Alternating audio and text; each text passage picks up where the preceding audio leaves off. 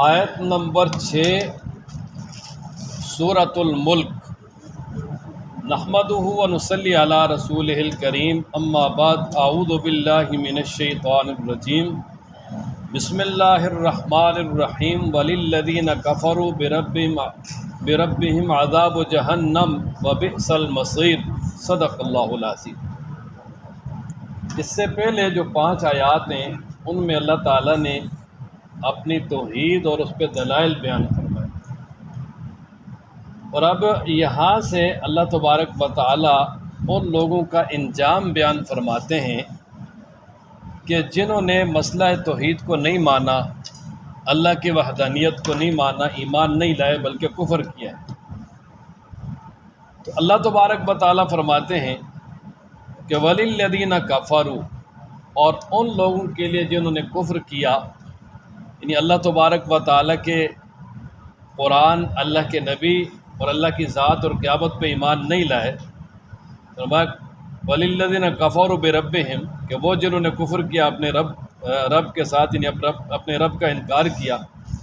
تو عذاب جہنم، ان کے لیے عذاب جہنم ہے،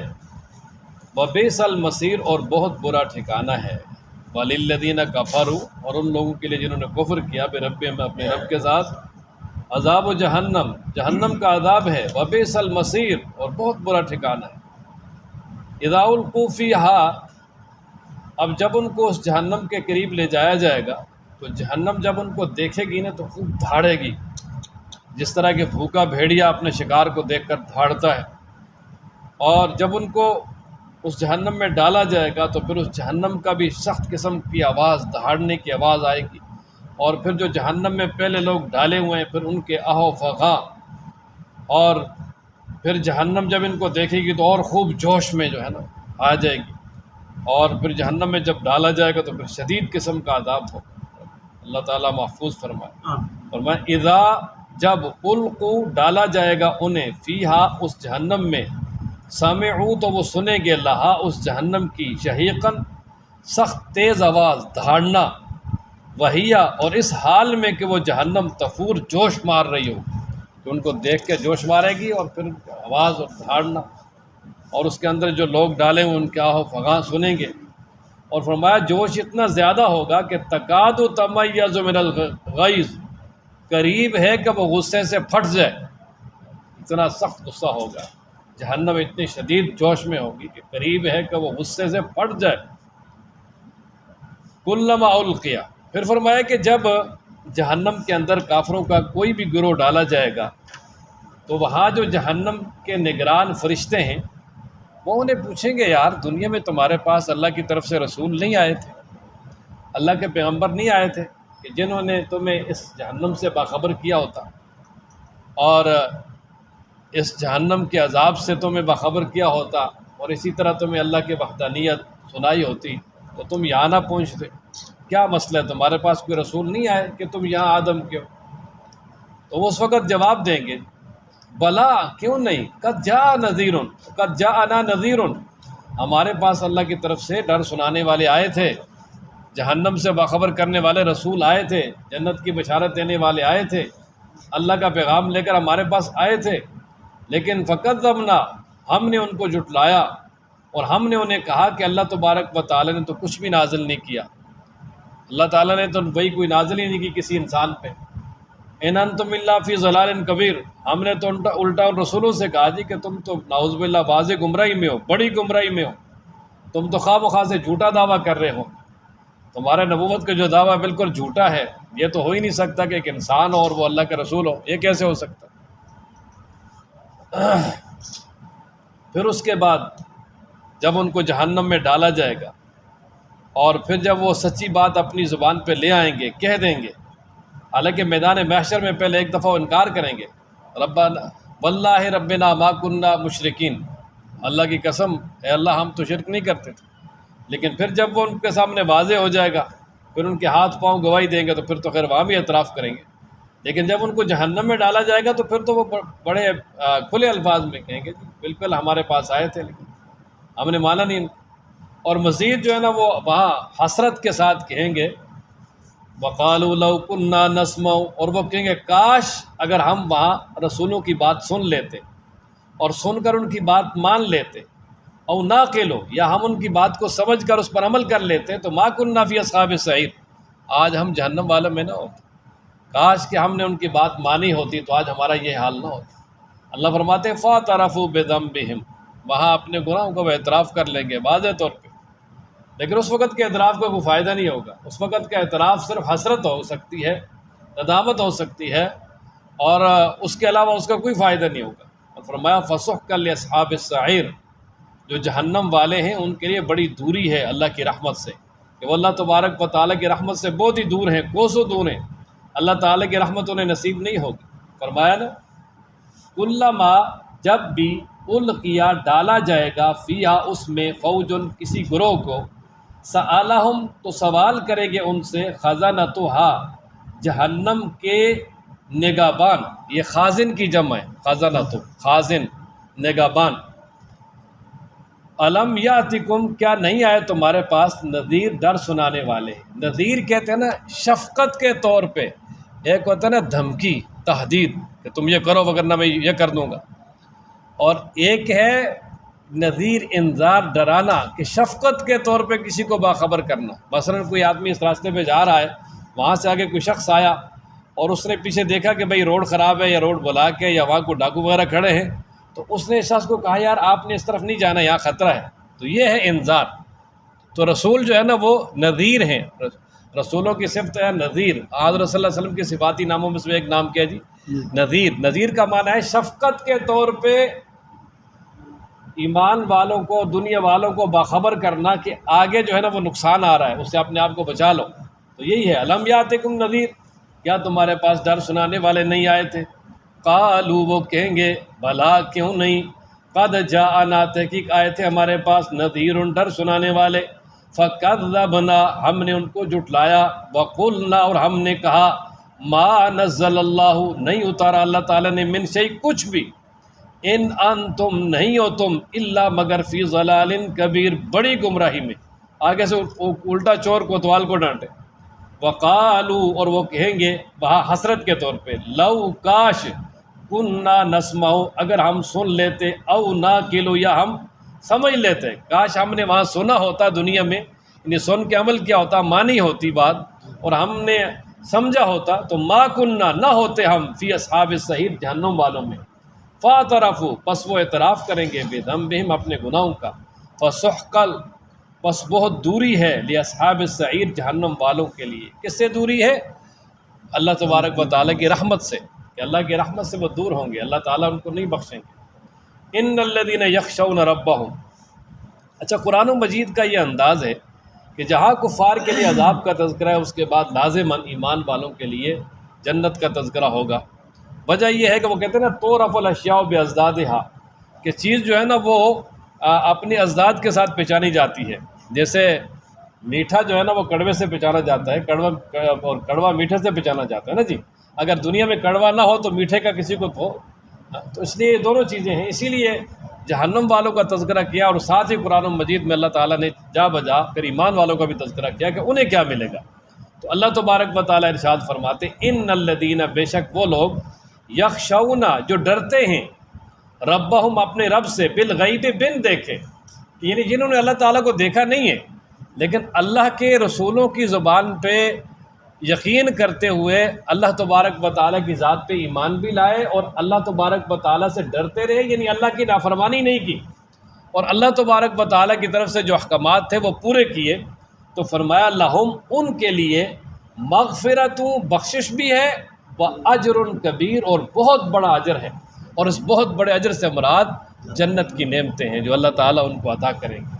جنت کی نعمتیں سب سے بڑی کامیابی ہے، ذالک الفوز العظیم، ذالک الفوز الکبیر، مختلف جگہوں پہ یہ سب سے بڑی اور عظیم کامیابی ہے، اس سے بڑی اور کامیابی کوئی نہیں۔ وجہ یہ کہ ہر کامیابی کے بعد انسان کے لیے پریشانی ناکامی آ سکتی ہے،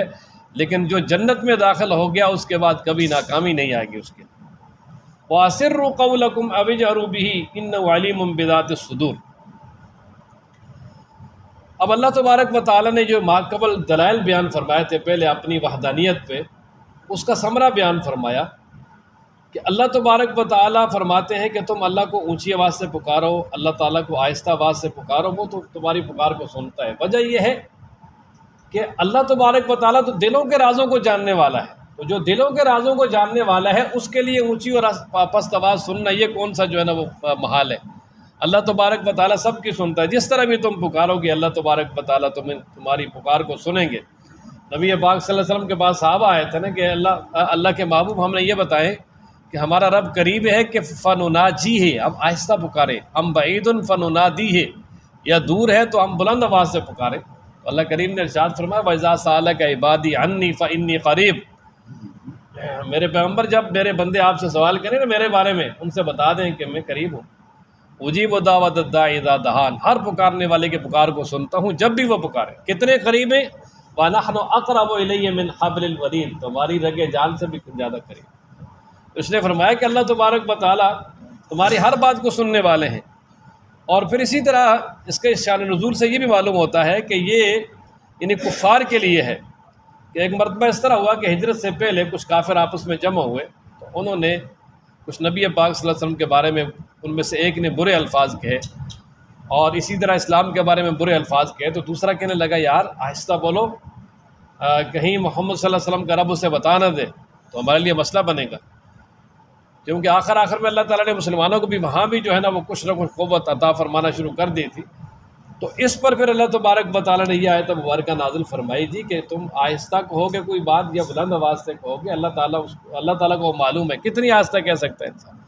دل کے راز وہ تو سب سے اندر ہیں، وہ تو کسی کو پتہ بھی نہیں۔ اللہ تبارک و تعالیٰ جب ان کو جانتا ہے تو پھر آہستہ اور بلند آواز کو کیوں نہیں جانتا؟ تمہاری ساری باتیں اللہ سن رہا ہے اور اس کا بدلہ دے گا تمہیں۔ فرمایا نا وَأَسِرُّوا قَوْلَكُمْ، اور تم چھپاؤ اپنی باتوں کو، أَوِ اجْهَرُوا بِهِ، یا زور سے کہو انہیں، یعنی بلند آواز سے انہیں کہو، إِنَّهُ بے شک وہ علیم جاننے والا ہے، بذات الصدور سینوں کے بھیدوں کو، الا خبردار، یعلم وہ جانتا ہے، من جس نے خلق پیدا کیا، فرمایا کہ جس نے پیدا کیا ہے وہ سب کچھ جانتا ہے، اس سے تو کوئی چیز مخفی نہیں ہے۔ وَهُوَ اللطیف الخبیر، وہ تو باریک بین ہے، باریک سے باریک چیز کو بھی دیکھتا ہے۔ آج کل دنیا میں جو خرد بینوں سے لوگ چیزیں یعنی وہ دیکھتے ہیں دوربینوں سے، اور اسی طرح بڑے بڑے جو نئے آلات ہیں ایجاد کیے ہوئے، اللہ تبارک و تعالیٰ تو ان سے بھی زیادہ دیکھنے والا، اللہ سے تو کچھ چیز پوشیدہ ہے ہی نہیں۔ ان اللہ لا یخفی علیہ شیء فی الارض ولا فی السماء، یہ ظاہر پوشیدہ تو ہمارے اعتبار سے، اللہ کے لیے تو کوئی چیز پوشیدہ نہیں۔ خبیر خبر رکھنے والا ہے، ہمیشہ جو ہے اس کو خبر ہوتی ہے، یہ نہیں کہ کسی وقت ہو کسی وقت نہ ہو۔ تو وہ اللطیف الخبیر، وہ باریک بین خبر رکھنے والا ہے۔ هو الذی جعل لکم الارض ذلولا، اللہ تبارک و تعالیٰ نے اپنی توحید پہ ایک اور عقلی دلیل بیان فرمائی۔ اللہ فرماتے ہیں کہ رب ذوالجلال وہ ذات ہے کہ جس نے اپنے بندوں کی مصلحت کے لیے اوپر 7 آسمان بنائے، الذی خلق 7 سماوات طباقا، جو شروع میں جن کا تذکرہ ہوا آیت نمبر 3 میں، الذی خلق 7 سماوات طباقا۔ تو اب اس کے بعد یہاں تذکرہ ہوا زمین کا، کہ اللہ تبارک و تعالیٰ نے اپنے بندوں کے فائدے کے لیے زمین بھی بنائی ہے، اور فرمایا زمین کو ذلولاً، نرم بنایا، پست بنایا، تابع بنایا، یعنی ایسا اس انداز میں بنایا کہ بہت سخت بھی نہیں کہ اس پہ چل نہ سکے، اور نرم بھی نہیں کہ اس میں دھنس جائے۔ اور اللہ تبارک و تعالیٰ نے زمین کو ایسے انداز میں بنایا کہ انسان کھود کے اس میں اپنے مکانات بناتا ہے، مکانوں کی جو ہے وہ بنیادیں رکھتا ہے، اسی طرح اسے کھود کے بڑے بڑے راستے بناتا ہے، اور اسی طریقے سے زمین کے اندر بہت سارے کام کرتا ہے، ہل بھی چلاتا ہے ہر اعتبار سے۔ تو فرمایا کہ زمین کو تمہارے تابع کر دیا، تمہارے لیے نرم اور ملائم بنا دیا۔ فَامْشُوا فِي مَنَاكِبِهَا، فرمایا زمین کے اطراف میں چلو اوپر، وَكُلُوا مِن رِزْقِهِ، اور جو اللہ تبارک و تعالیٰ نے زمین میں تمہارے لیے رزق کے اسباب رکھے ہیں، ان اسباب کے ساتھ رزق تلاش کرو اور رزق استعمال کرو۔ لیکن یاد رکھو، فرمایا کہ ایک دن یہ زندگی ختم ہونے والی ہے، جب زندگی ختم ہوگی تو اللہ کے سامنے پیش ہونا ہے، تو اس کے لیے تیاری کر لو۔ اور یہ زمین میں جو ہے نا اس کی رنگینیوں میں منہمک ہو کر آخرت سے جو ہے وہ غافل نہیں ہونا۔ یعنی اس آیت کے آخر میں اللہ تعالیٰ نے اس طرف بھی توجہ دلا دی کہ وہاں بھی اللہ کو منہ دکھانا ہے، ذرا اس کے لیے بھی تیاری کر لینا۔ فرمایا نا هو الذی، وہی تو ہے، جعل جس نے بنایا، لکم تمہارے لیے، الارض زمین کو، ذلولاً نرم، تابع، رام، پست، فامشوا فی مناکبہا چلو تم اس کے اطراف میں، وَكُلُوا اور کھاؤ من رزق ہی اس کے رزق میں سے وَإِلَيْهِ النُّشُورُ اور اسی اللہ کی طرف تم سب کا جی اٹھنا ہے۔ أَأَمِنْتُم مَّن فِي السَّمَاءِ اب اللہ تبارک و تعالیٰ نے دنیاوی عذاب سے ڈرایا۔ اللہ فرماتے ہیں کیا تم نافرمانیوں میں لگے ہو اور اس بات سے تم نہ ڈر ہو گئے ہو کہ وہ جو اللہ آسمانوں میں ہے، یعنی وہ رب ذوالجلال جو اپنے عرش پہ مستوی ہے اپنی شان کے مطابق، وہ اللہ تبارک و تعالیٰ اگر تمہیں زمین میں دھنسا دے اور زمین اچانک لرزنا شروع ہو جائے، زلزلہ شروع ہو جائے اور زمین پھٹنا شروع ہو جائے اور تم زمین میں دھنسنا شروع ہو جاؤ، تو کیا تمہیں کو بچا سکتا ہے؟ یا اسی طرح اللہ تبارک و تعالیٰ زمین کے اندر ایسی تیز آندھی چلا دے جس میں سنگریزے اور پتھر ہوں اور ان کے ساتھ ٹکرا کے تمہیں مار دے، تو کیا تمہیں کو بچا سکتا ہے؟ کوئی بھی نہیں بچا سکتا۔ تو فرمایا پھر بے خوف نہیں ہونا، اللہ تبارک و تعالیٰ کی مان کے چلنا ہے۔ اور پھر ساتھ ہی پہلی قوموں کا تھوڑا سا جو ہے نا وہ اندازہ بتا دیا، فرمایا کہ تم سے پہلے جو قومیں ہیں انہوں نے بھی جو ہے نا وہ میرا انکار کیا تھا، جھٹلایا تھا اور رسولوں کو بھی جھٹلایا تھا، تو فرمایا ان کو میں نے عذابات میں مبتلا کیا۔ فرمایا جس طرح جو ہے نا وہ قارون اس نے انکار کیا تو اس کو زمین میں دھنسا دیا، اور قوم عاد اس نے انکار کیا تو اللہ تبارک و تعالیٰ نے ان پہ جو ہے نا وہ تیز ترین آندھی چلائی اور جس میں پتھر اور ہر طرح کی چیزیں جن کے ساتھ ٹکرا کے وہ مر گئے۔ اور اسی طرح قوم لوط پہ تو پتھروں کی بارش کر دی۔ تو فرمایا کہ اس طرح کے جو معاملات ہیں وہ تمہارے ساتھ بھی ہو سکتے ہیں۔ اللہ تبارک و تعالیٰ کی نافرمانی کر کے اللہ کے عذاب سے بے خوف نہیں ہونا۔ اللہ پکڑنے پہ آئے گا تو پتہ ہی نہیں چلے گا، تمہیں زمین میں دھنسا دے گا۔ 2005 میں ہمارے بالا کوٹ کی طرف جب زلزلہ آیا تو بہت سارے گاؤں ایسے تھے کہ جن کو وہ گھر ایسے ہیں کہ جو بالکل سب آستی سے مٹ گئے، اور بہت سارے لوگ ایسے تھے جن کے اوپر جو ہے نا وہ پہاڑ اس طرح الٹے ہیں تو ان کے نیچے ہی دفن ہیں، وہ تقریباً قیامت میں ہی نکلیں گے۔ بلکہ 17 لوگ ہمارے اپنے خاندان ہمارے گاؤں کے وہ ایک جگہ گھاس کاٹ رہے تھے، تو جب وہ زمین الٹی ہے اوپر سے تو وہ سارے کے سارے نیچے ہیں، وہاں سے کوئی بھی نہیں نکلا، اب قیامت بھی نکلا۔ اس لیے فرمایا کہ اس سے بے خوف نہیں ہونا چاہیے۔ اچانک اللہ کی طرف سے کوئی ایسا معاملہ آئے تو اللہ تبارک و تعالیٰ سب کو اسی کے اندر گاڑ دیں تو انسان کہاں جائے گا۔ فرمایا نا اَأَمِنْتُمْ کیا تم نہ ڈر ہوگے ہو من اس سے فی السماء جو آسمانوں میں ہے، ان یخسف اس بات سے کہ وہ دھنسا دے بکم تمہیں الارض زمین میں، فاذا ہی تمور بس اچانک وہ زمین لرزنے لگے۔ ام امن تم کیا تم نہ ڈر ہوگے ہو من اس سے فی السماء جو آسمانوں میں ہے، ان یرسلا کہ یہ کہ وہ بھیج دے علیکم تم پر حاصبا یعنی پتھروں کی بارش یا تیز و تند ہوا جس میں پتھر ہوں، فستعلمون پس تم جان لوگے کیف نذیر کیسے ہے ڈرانا، پھر تمہیں پتہ چل جائے گا۔ وَلَقَدْ كَذَّبَ الَّذِينَ تحقیق جھٹلایا ان لوگوں نے من قبلہم جو ان سے پہلے تھے، فَكَيْفَ كَانَ نَكِيرٌ پس کیسا ہوا میرا انکار کرنا، یعنی ان کے حالات تمہارے سامنے آ گئے نا، کسی کو پتھروں سے ہلاک کیا، کسی کو زمین میں دھنسایا، کسی کو آندھیوں سے ہلاک کیا، تو اللہ فرماتے ہیں میرا انکار کرنا کیسا ہوا، ذرا ان کے حالات کی طرف دیکھو تو تم بھی کرو گے تو تمہارا بھی یہی حال ہوگا۔ اللہ تعالیٰ ہم سب کو قرآن پڑھنے، سمجھنے، عمل کرنے کی توفیق عطا فرمائے۔